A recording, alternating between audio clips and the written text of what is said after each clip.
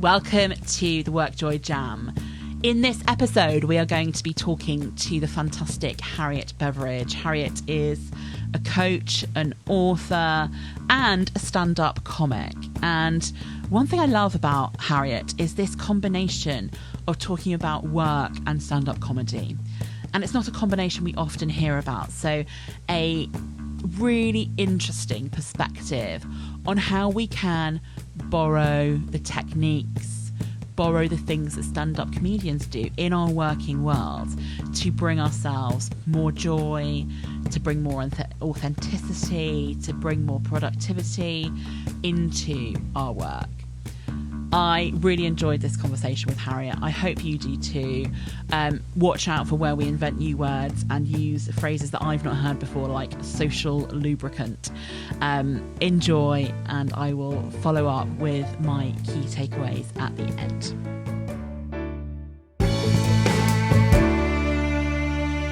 This week we are joined by the fantastic Harriet Beveridge, and I'll get her to introduce herself in a moment. I'm really excited to have our conversation today. So Harriet, it would be great if you could tell our fantastic audience, like the old who you are and where you come from, what's your story, and then we'll get into talking about you and what WorkJoy means for you. Cool. So I guess there's probably, I'll do this slightly left field. There's a story that probably sums me up, which is when I got my first ever paycheck, my first ever proper job, employee paycheck, like a good little corporate puppy. The first thing that I did was I trotted off and, started a savings account. So did the right thing. But the branch of the building society I chose was in Electric Avenue in Brixton, solely because then I could say that every month I would rock down to Electric Avenue and we can take it higher. So the reason it's because I think that sums me up, that on one hand, I was a, Oxford University, head girl at school, Ernst & Young management consultant, qualified coach, tick, tick, tick, tick, tick, tick, tick. But on the other hand, I'm a stand-up comic. And what I'm all about is the intersection of those two Venn diagrams in life. Serious coaching, serious results, proper job issues, but done through humour, comedy. So that's me. So you have always been combining work and joy together? Well, I would say that to start off with, it was more of a dirty little secret on the side. One of my first ever managers did that thing, in appraisals where they go, so what do you think you've done well this year? And this is a blinding bit of panic, isn't there? Where you go, well, if I say something too good, they're going to think I'm really smug. But if I say something nothing, they're going to go, oh, come on. It's like, how do you get this balance between kind of just right level of smugness? But I was about like 22 at the time. So I just jumped in and went, oh, I think I'm quite funny. And my manager, without missing a beat, went, no, I meant something relevant, Harriet. Ow. So that was like, okay. So I kind of squirreled the funny stuff away. And I mean, I was probably always, class clown on a project. When I was at Ernst & Young, I invented a board game, as you do. So, I kind of did bits and bobs, but the stand-up comedy was very much a side, hobby, and not something that I was very open about. It felt quite frivolous. So I think it's only in the last 10 years that I've gradually gone, do you know what? These really align. And some magic stuff happens when you openly say to people, this is where I play. And 2020, my goodness, you'd think on the one hand, it was the least relevant year to bring humour. And it kind of is. But also on the other hand, it's been the most relevant year to bring humour. So for sure. Drop mic, exit stage left. So tell me a little bit more about how you got into, if you were keeping these two things separate to start with, let's go separate. So we know a bit about work. We know what the corporate world is like. Tell us more about how you got into the sideline of comedy. Well, I think I was always that one, with mates who were like, "Oh, you're really funny. You should, you're kind of down the pub and you're chatting and you're always the one holding court, as it were." So it was always an itch that I wanted to scratch. And I went on a course back in 2003 where they did kind of plan your life goals. And even then I thought, oh, stand-up comedy is one little indulgent thing I'd like to do. And then, of course, there's a course for it. There's a course on everything, right?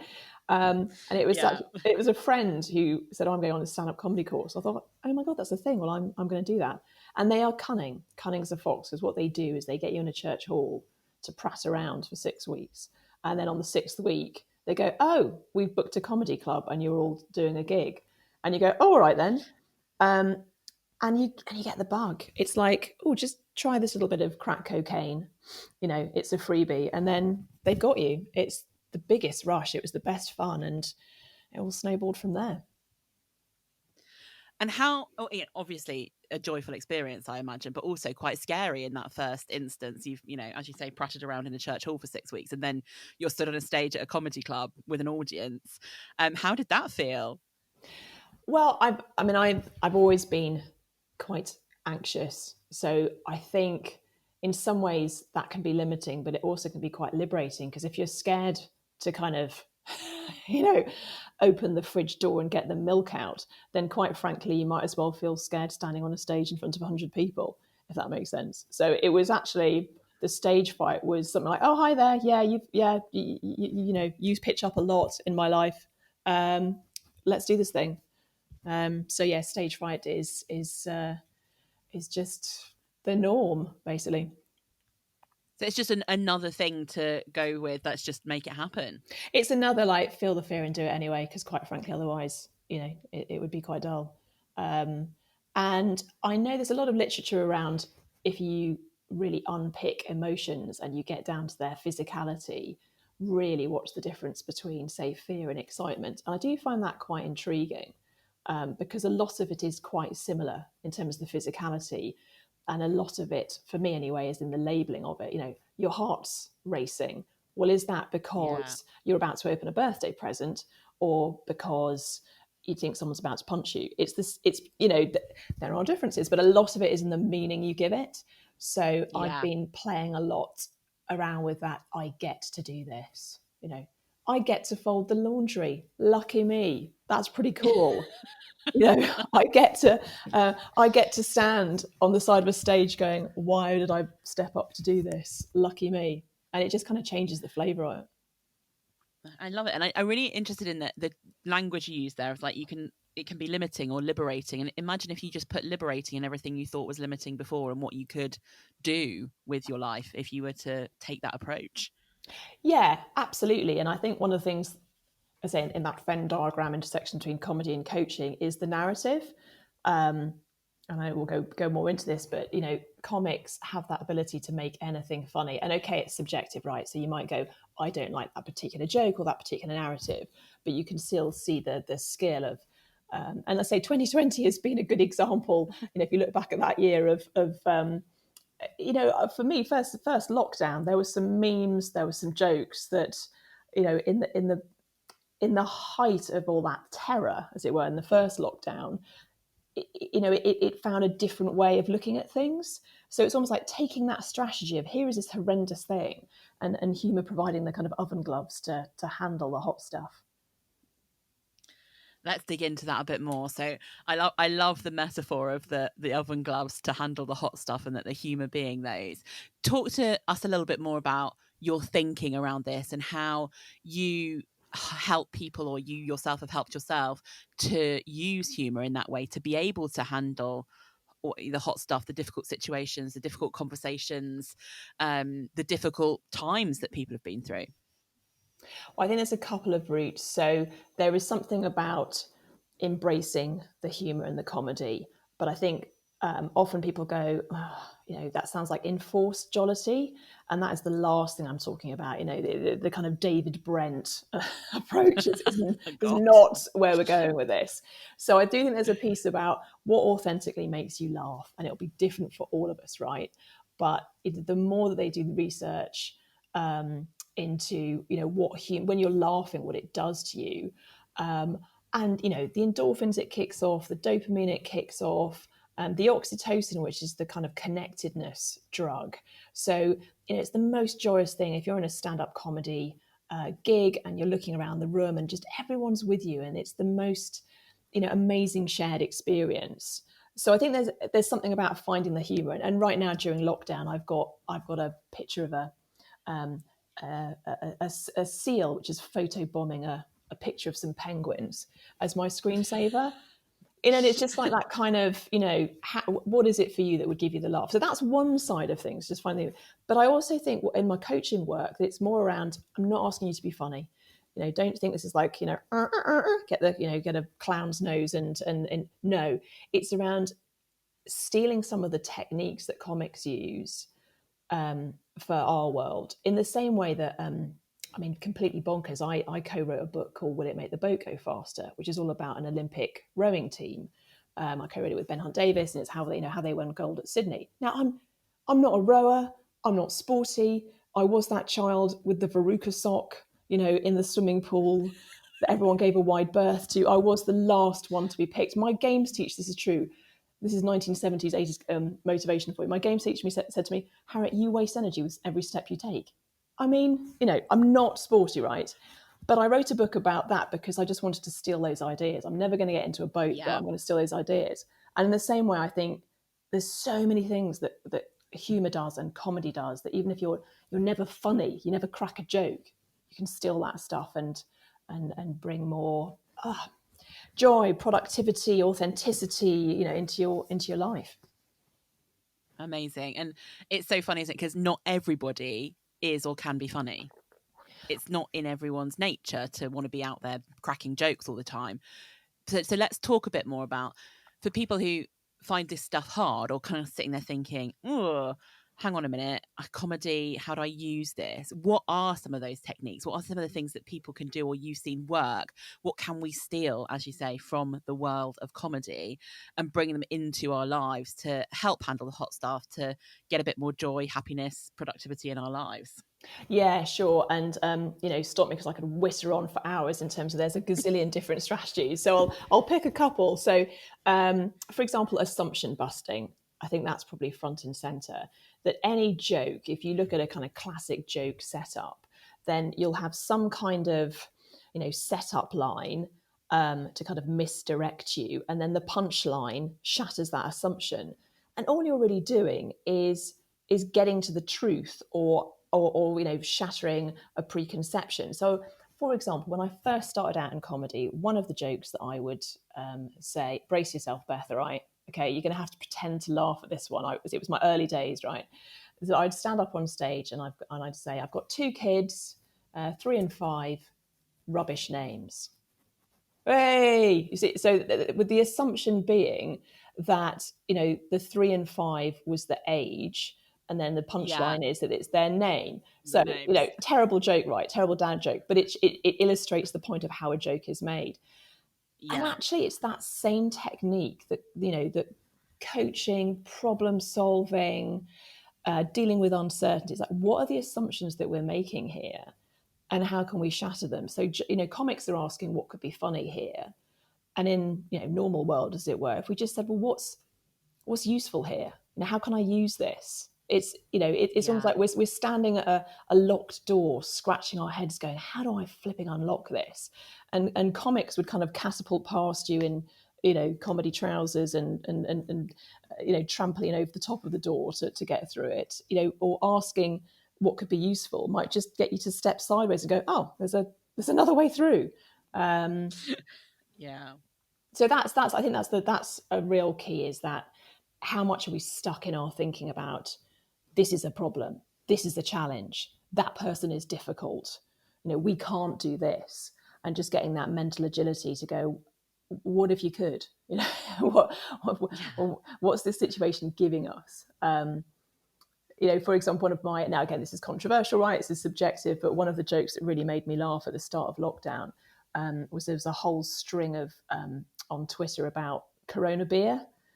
Yeah. And one of my favorites was, someone said, it's okay, they've rebranded, and they'd rebranded as Ebola Extra, and it was just like, that it just so wrong, just so, but it was just a different way of looking at it, right? And in the same way with my coaching work, it might be, well, how can we use this constraint? How can we use the fact that we're all working from home, or you've got no marketing budget, or you know, you can't use that tactic that you normally use. Okay, how can we flip it and make it useful?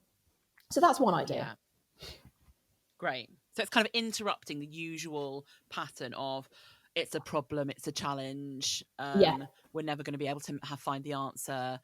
We've got no budget, so we can't do anything, and all those assumptions and negative statements that we're looking at, and actually going, actually, what could you do with this? Yes. What exactly. would no marketing budget mean if you were being like a super creative person, or if you were looking at it from a different angle? And like, if you take Brewdog, for example, they're one of my favourite companies, and they famously had no investors. They never even got onto Dragon's Den, and they flipped it and went, right, how can we use that as a benefit? And they were one of the most successful crowdfunding projects of their day. Yeah. And actually, they look back and go, that was brilliant. We weren't beholden to investors. We had these, they called them punks, these crowdfunding super fans who are now going to go and evangelize about us. And it became this massive, massive benefit for them. Yeah, and those people have now made loads of money because it's been amazingly successful. Yeah. So that's one example. Another example might be around difficult conversations. And I think there's probably a kind of prejudice that people assume that comics will stand there, like stand-up comics will stand up on the stage and they will put down hecklers. And there are some, very funny example of heckle put downs, like Rufus Hound has written a whole book on heckle put downs, and they're just awfully brilliant. They're just deliciously, horribly funny. But that strategy only works if you have complete power. You don't give a monkey's about the person in the audience, and you're going to leave town that night, and you've got good security. That works in that context. And I gently suggest that most of us in the corporate world don't have that luxury. No, because sometimes the difficult person you're trying to have a conversation with, or the difficult conversation you need to have, is like your boss who's in charge of your career and your paycheck and all of those kind of things. Exactly. So I look to, there's some fantastic comics out there, and one of my heroes is Jared Christmas, and he does this thing of using the improvisation technique of always using an and. So whatever the heckler gives him, he'll just take it, acknowledge it, and he'll turn it into something. So he's maintaining rapport. And one of the funniest nights I saw him was this drunk guy who, it's quite challenging as a comic if you've just got someone who's drunk and is like, doing, it's like you can't really work with it. There's not a comment that you can do wordplay with. You've just got, it's like a dog barking. And Jared does this brilliant thing of like, you're obviously a bit feisty tonight. I think you need a hug. And it was just a warm, brilliant way of dealing with it, acknowledging with it, not breaking rapport. And in the end, he actually got this guy up to have a hug. And, that everyone was wetting themselves laughing. There were cheers, there were whoops. And the heckler in question was shaking his hand. I bet he's a super fan now for the rest of life. So in the same way with difficult conversations, it's kind of like, okay, how can I and this? How can I hear what you're saying, and I get where you're coming from, and that's a really just joyful way of, rather than having this barrier, this kind of difficulty to kind of work around it. Yeah. So what you're doing by doing that is you're kind of building the understanding. So you're listening to somebody and you're trying to have empathy with them and get your own perspective across. So it's never it's not a battle, it's a conversation. Exactly that. It's a conversation, and back to that oxytocin thing in the context of comedy, it's, I have a philosophy of no one left behind in the audience. I don't want everyone to laugh. I don't want it to be at the expense of one or two people. That's not fun. So, I think the really good quality humour is where everyone comes out having got something and it's warm and so on. And in the same way in the workplace, like how can we make sure that it's an and it's a rapportful? Is that a word? It is now. Way of doing it. It is now. I now like you said it out loud on the podcast. Yeah, we'll copyright it right there. I've written it down. Yeah, copyright. And that's really interesting as well, because I think some people, in fact, many people, assume that comedy has to be about putting someone else down. Yeah. Or about, that. And that's the kind of thing that actually in a workplace can be really divisive rather than helpful. So it's about finding the right kind of funny, isn't it? And the right kind of technique that isn't about, oh, actually, we'll laugh because we'll just put someone else down. Or, Exactly. Yeah. Laugh at somebody rather than with somebody. Exactly. And I think it's almost like humor in the workplace is a really good indication of power. It's almost like the best 360 tool that you can have, because if you want to know who's got the power, see who gets a laugh even when they tell a rubbish joke. You can guarantee the boss cracks a joke and I was like, it's because it's a power play thing. So if you're in an office environment and everyone's laughing at your jokes, just take a moment and notice, is that a power thing? Often, chief execs have kind of lost that ability to realize that. Or are we always laughing at the same person? Is it always the same person who's the butt of the joke? And I find this, with families, in friendship groups, in teams, in the corporate world. That's a really good red light flashing indicator on your kind of 360 report to go, is that okay? Or is that become a bullying, a laughing at, rather than an oxytocin inducing social lubricant, as it were? Social lubricant. That is a phrase I didn't expect to hear today. Well, there you go. You see, reportfulness and social lubricant is all happening right here. Yeah. Right here, right now, on this podcast. Indeed. So love the technique so far. So thinking about, what could be useful here, thinking rather than what could be funny here, what could help us get there. Yeah. The and rather than the but, or the I just want to get my head across. And it's really interesting. Often I talk to people I coach, people I'm working with, around this idea that they talk about, I need to have a difficult conversation. And I often say to them, but if you're labeling it already before you've had it as a difficult conversation, are you going into it thinking it's going to be a battle? Absolutely. And therefore, what is your behaviour saying?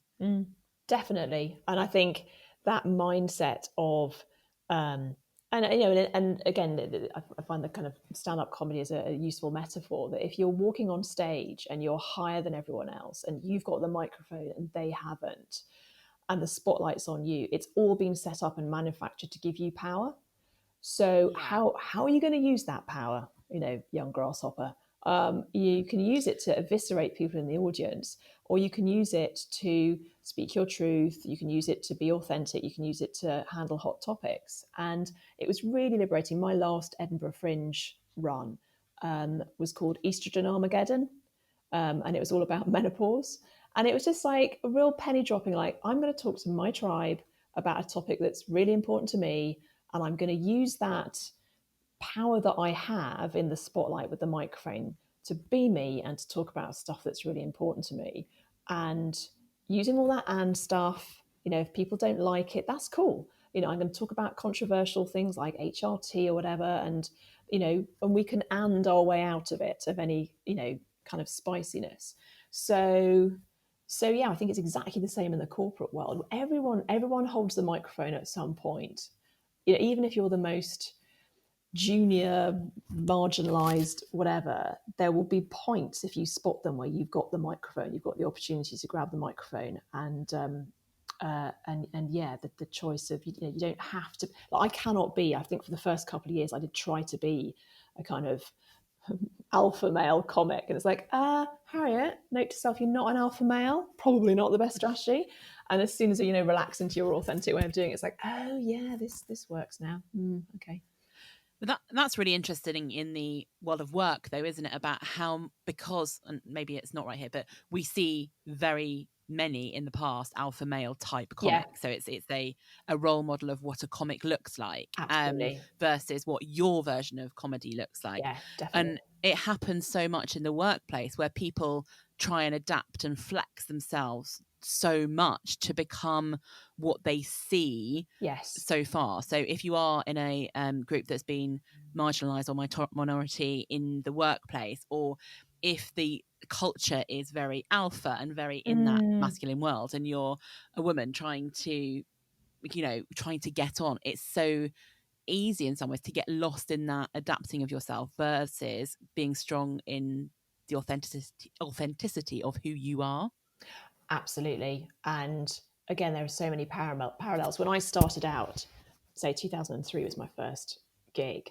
And it was still very firmly that you'd get comedy bookers going, oh, I've already got one woman on the bill, so I think that's enough. I'd have people, very openly go, but yeah, but women aren't funny. And I think that's shifted. It's still there, but it's shifted. So I think it's really analogous to the workplace that, yeah, I absolutely tried to be that stale, pale male to begin with. And then you kind of go, I'm never going to win that. I'm never going to, it's not me. What's the point? But also there's always going to be someone who's, a better, in inverted commas, alpha male than I am, because look, there's hundreds of them. So it actually, the more I relaxed into, what I wanted to talk about in my style, it differentiated me. It made me noticeable. I found my tribe. It was just easier. And also you find your support group, right? So, whether it's the kind of female comics kind of support groups on Facebook and all that stuff, but actually it's also knowing people of any gender, any background that are supporting. And I do think there's a big question mark around when do you fight the battle, or when do you feel, right, this is just not, I'm just not getting the joy here, I'm not going to play in this arena. So for example, Susan Calman decided quite early on, I'm not going to play this type of club where it was a real kind of stag party, and it was a really successful train across the whole of the UK. But she said, immediately I stand up, they call me fat, they call me lesbian. What is the point? This is not joyful. I'm not doing it. So I think that's a really interesting space for us in work around, where do I fight? Where do I stand up? And where do I go, not fun, bye? And that's a really personal question. But I think knowing that you can walk away, knowing that there's, in a gig, you can go, yeah, bye. It's quite a liberating thing to do. Yeah. And to not, I talk about this quite a lot, is that not everyone's going to like you. You're not going to be everyone's cup of tea. And Yes. equally, you know what you like as well. So you know that you don't like all types of comics. You know that you don't like all the people that you work with. We're not in a zone where you have to like 100% of people or be liked by 100% of people. And there's a different balance for everyone, isn't there, at work, about actually at which point is there not enough of a tribe for you to have the combined joy, the things that you get from having an amazing squad around you with different skills and different people who really kind of lift you up and raise you and get you. And that will be different for everyone. But it's that idea that you actually have the choice. You have a choice to think about, is this the right place for me? Should I be thinking about something else? Or is it actually that I just need to be myself a bit more? And if I'm myself a bit more, I might find that tribe. Absolutely. And there's no one answer. So I found, the first Edinburgh Fringe that I did, I was kind of trying to compete with the student improvs and I was too generic. The year that I did the menopause edition Armageddon, even flyering was so much easier. There were some people who go, "Ooh, God," and walk by. It's like, cool. Well, you would not have enjoyed it. So I'm glad that we filtered you out right from the get-go. But the people who turned up, absolutely knew what they were coming for. So it's like the marketing was easier, the rapport was easier. It just flowed better. And I think that squad thing, sometimes you get it inside work. I think often we underestimate how much we need stuff outside work as well. I mean, I love the fact that Nobel Prize winner Daniel Kahneman, talks about friendship in such a passionate way. It's like, this guy is an economist. He's he does some serious maths. He does some serious economy. Like, this isn't fluffy, right? You need that cheerleader group inside and outside of work to kind of get the perspective and the joy and the balance. And it's been hard, hasn't it, in 2020, when we think about, in some ways, apart from online, we kind of lost some of the connections with our cheerleaders, both inside and outside of work. Yeah. And trying to do it online is different. It is. And I think, again, this is going to probably sound cheesy, like, oh, what's good about that? It's been tough, right? It's been tough. And trying to find that slice of like what could be useful here, it certainly forced me to really be more choiceful, more conscious about the connections that I have. I think I was on a bit more of an autopilot of, this is the commute that I do, and these are the people I hang out with, and these are the colleagues, and yada, yada, yada. And, having to actively go, right, actually, I should be reaching out to that person over there because they are they are my battery recharge person, or they are my nutrition, my kind of connectedness nutrition. And it's funny. I've started up I did a lockdown leg up where we did sort of comedy nights every week and cooking nights every week, and it started off as a coaching community, but it was actually we just need some connection. And I was surprised how much connection we could create through shared experience, joy, and an active decision to kind of connect. Yeah, and it is about that being more mindful. And actually, I think probably I could put myself in this category. It's easy to get lazy about your connections, but the people that you just generally see regularly because they sit next to you, or the people who, well, they sit next to you in the normal world, or the people that you always see on a Thursday night because that's when you do your thing or your hobby, that those are people are there. And actually, in some cases, it's been quite nice to think about, actually, I need to reach out to some different people and to some people who I would have seen at a certain event, or I would have seen once a year because we were doing something. Yeah. And where those things haven't happened, taking the more proactive approach to actually having a conversation or scheduling something in the diary.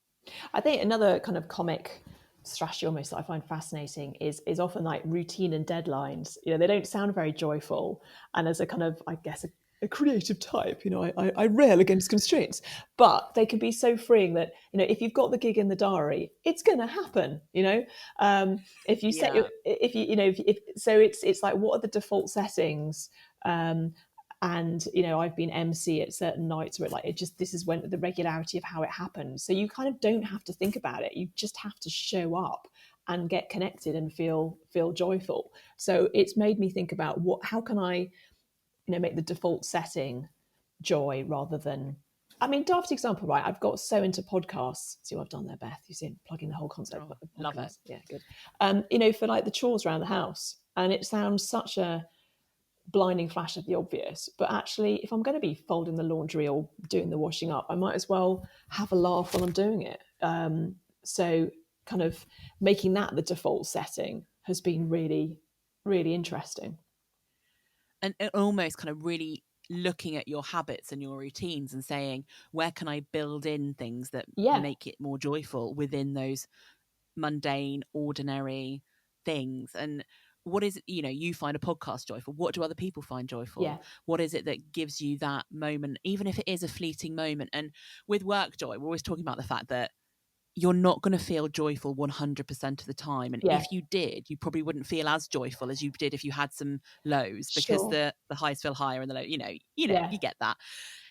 But it's about, how do you build in, you'll have talked about this for sure in the world of rowing, and how you get that little tiny thing that makes a big difference, the little tiny thing you do every day that you build up to, it becomes a habit of more joy. So if it is, I get to listen to my favorite podcast when I fold the washing, brilliant. It makes folding the washing seem a lot less boring, and it gives you a little bit more, and then you almost look forward to it even though it's a really mundane task, because you get to do something else. And it's repeating your language, that I get to do this versus I have to do this. Absolutely. And I think there's I find habit formation a whole topic in its own right fascinating, that the reason we get habits get stuck is because you get that dopamine hit, that your body gets conditioned to going, oh, here's the trigger, oh, dopamine hit. And it could be a really inappropriate one, that it's like, smoking or, but if you're trying to kind of set up a new habit, then actually factoring in the joy to it, factoring in making it fun,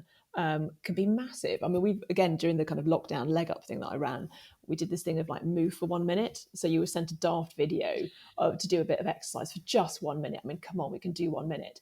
And the subject of the email was a bit daft. And if they did it, they'd get a video of, a panda rolling down a slide or something, as just to kind of, so the hope would be, you get a bit of a laugh as the trigger to do this useful thing.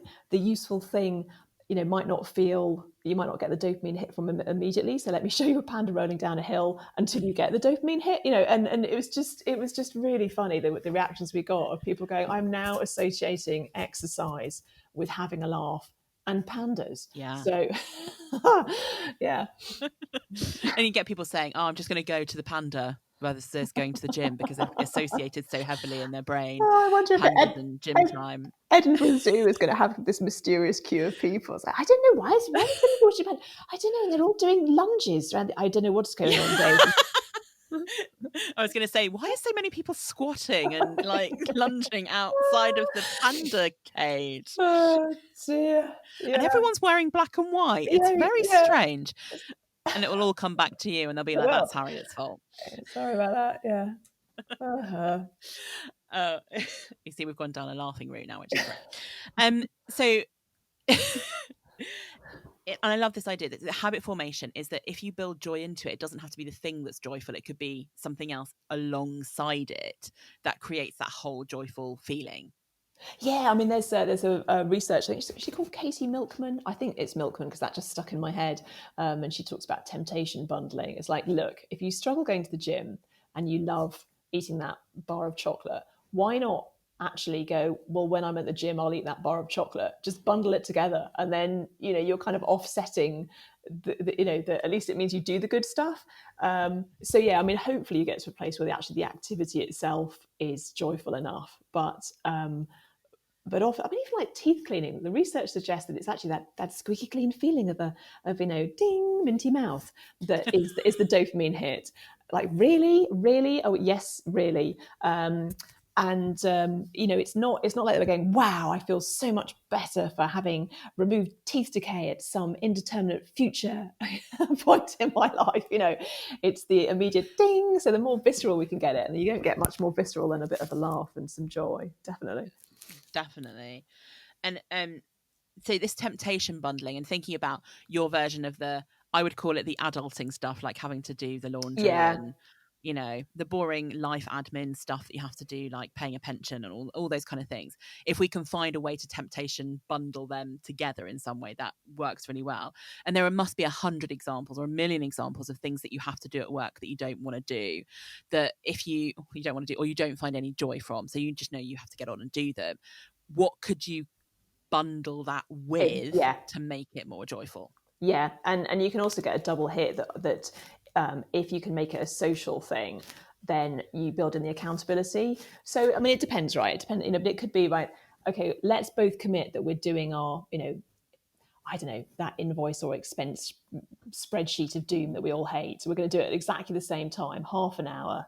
And then, at 12 o'clock, we have a 5-minute cup of tea FaceTime, or, and then you've got the accountability built in, that, well, I better flipping do it because, Jenny's doing it at the same time.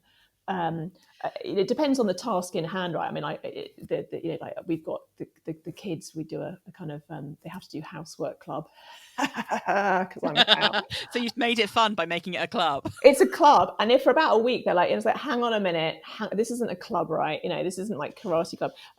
But put the music on. It's just an hour. Everyone does it at the same time. Bit of banter. So it's yeah.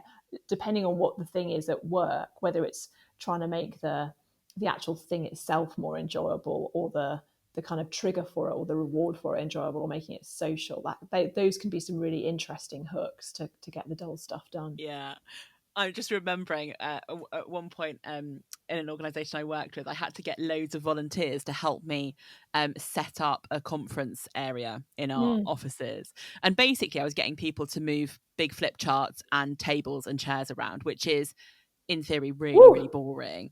So what we did is we put loads of music on, playing it out loud, and then we did it like a ballet. So I was like directing a ballet. And people had to like move in, and people to start with were like, oh, this looks like forced fun, and nobody likes forced fun. And then the minute like you've got one of the directors with a flip chart like swooning on down, oh, I love it, to get it sorted out. But that is the whole point. That was really boring. It was really hard. It was annoying, and it had to be done, and it was late at night getting ready for the next day. But suddenly doing something so random really made a difference. And you'd never repeat that. That is not anything to ever be repeated. I've got a little video of it on my phone, and occasionally just go back and look at it and kind of go, this is hilarious. But it's one of those things like totally unexpected. We just started doing it, and then and everyone was giggling by the end of it, rather than going, oh, this is really hard work moving 250 chairs from one place to another. And that's a classic, like, you had to be there, right? Because you're right, that Totally. because people might be going, oh my God, that sounds horrendous. But again, it comes back to that authenticity piece. I love the fact in comedy that, you might be a massive fan of James Acaster. You might hate him. You might love Billy Connolly. You might hate him. You like Michael McIntyre. Just there's so many different types of comics out there. And in comedy, we celebrate that. We celebrate the difference. And it's like, you've got to find the stuff you genuinely laugh at. And I wish we could take that metaphor, that strategy, and just kind of shift it to the right a bit and go, okay, at work, what are your super strengths? What are you really good at? Where is you in flow? And, for sure, of course, there are the bits we need to suck up, like we've just talked about, the kind of the dull bits. But, James Acaster is brilliant because he's 100% James Acaster. If he tried to be, Josie Lawrence, it would not go well for him. So, yeah, no. Authenticity. So don't try to be anyone else. Be you. Find out what makes you laugh. Have the right squad around you. Make effort to make connection. Use the and rather than the but, or here's my opinion on it, and see where it can get you, because none of those things are complicated to do. They just take some thinking and absolutely some kind of that interrupting the unhelpful habits you've put in place over many years to kind of go, oh, actually, I don't need to do that in that way anymore. Exactly. And as I said, there's the twin tracks, right? We said right at the beginning of this conversation, sometimes it's around, can I get humour into my life? Whatever humour means for us authentically. And also, that piece around, we're not saying you've got to be funny, or it's around, here are some techniques you can steal. I will use it to manage hecklers, and I'll use it to manage, that colleague that I've labelled as difficult, or that's a tactic that I'm using to build a joke which I can tell on stage. It's exactly the same tactic that I'll use to unpick a difficult problem and relabel it as something that's useful, but I just haven't found, I haven't found the usefulness yet. Yeah. So amazing. Thank you so much for sharing all of those brilliant bits of insight and your story, and for being funny as well, which I always love to talk to people who make me laugh. I have 5 really quick fire questions for you. Let's do it. Okay. Let's do it. Okay. So question 1, for you personally, what is always guaranteed to bring you some work joy? I have a daft picture on my phone lock screen every time. At the moment, it is a bollard that has been yarn bombed. What is a yarn bomb? It's when someone does knitting and puts it over something. So you might knit and cover a bench with a bench-shaped bit of knitting. So someone just went along and put bollard-shaped knit, and it's beautifully knitted. So it's just taking something really dull and going sha-ting for no apparent reason. Genius. Brilliant. So have something there that you see all the time and look at it and makes you laugh. Brilliant. For me, yeah. What book are you currently reading?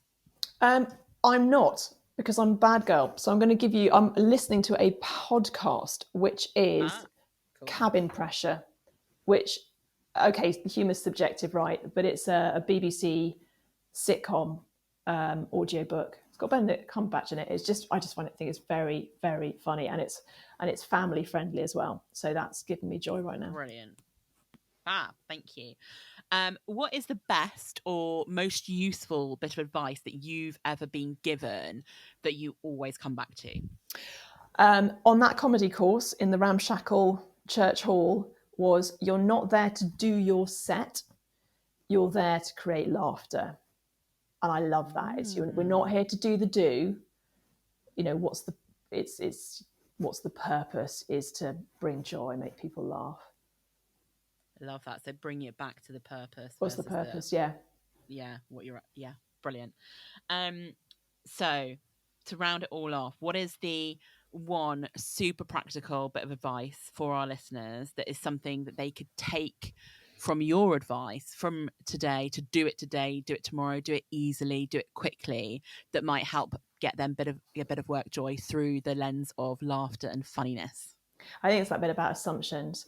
If a comic can find a joke about anything, and okay, it might be appropriate or not, we might not find it funny or not, but if they can take anything and make it funny, then surely, if we just ask ourselves the question, what assumptions can I bust, or how can, what's useful about this, we can look at things in a different way. Yeah. So it's almost just taking that couple of seconds, isn't it, to say, actually, what are my assumptions here, and can I bust them a little bit? Yeah, how can I look at this differently? Yeah. Oh, yeah. Brilliant. Definitely. Thank you so much for joining us today, Harriet. It's been a laugh. Oh, it's been so much fun. Thank you. And what I'd love you to share, if you can, before we finish off, is where can people find out more about you, your philosophy, what you do, your comedy, and to get in touch with you? So the simplest is check out harrietbeveridge.com. So I've usually got some daft endeavour, like I was talking about the lockdown leg up, that people can sign up for. Or if you want to book me for a gig or a speech at work or some coaching, then yeah, harrietbeveridge.com is the easiest way to find me. Brilliant. And we'll put the link on the website page as well so that people can click straight through. Thank you. Thank you very much, Harriet. It's been great to chat with you. I'm loving that we have invented new words and I've learned new phrases today. Social lubricant. And raporify, was it, or something in that world? It was something like that. Yeah. we'll take them forward. I always say, if Shakespeare was allowed to invent words, why can't we? Game on. Game on. Make it happen. I am going to go away and find some more things to laugh at, because how good it is for your brain, and also just really focus on that. Who in your squad is there? Who builds you up? What do you find funny? And bring more of that into my everyday life. And I hope our listeners can do the same. So huge thank you. And perhaps we'll come and talk to you again soon. Hooray. Thanks for having me. And remember to always rock down to Electric Avenue. I will definitely rock down to Electric Avenue. Thank you. Bye. Bye. Thanks all for listening to our conversation with Harriet. I think she's given me some things to think about and some advice. Things like, how might we change the label we put on things? How might we pause for a few moments and consider, what are the assumptions we're making in this situation? And actually, what's useful about the situation, however hard it is, there might be something to gain from it. I also love this concept that we can learn so much from different and seemingly unrelated fields. In Harriet's example, we're putting together comedy and business. Yeah, I'm sure there's 100 different things where we can take the techniques and apply them to our work to get more work joy. I'm definitely going to think about Harriet's advice there. You're not there to do your set. You're here to create laughter. And that idea of always bringing things back to your purpose. I think that's my takeaway, is how do I take that and use that in my world? Thank you all for listening today.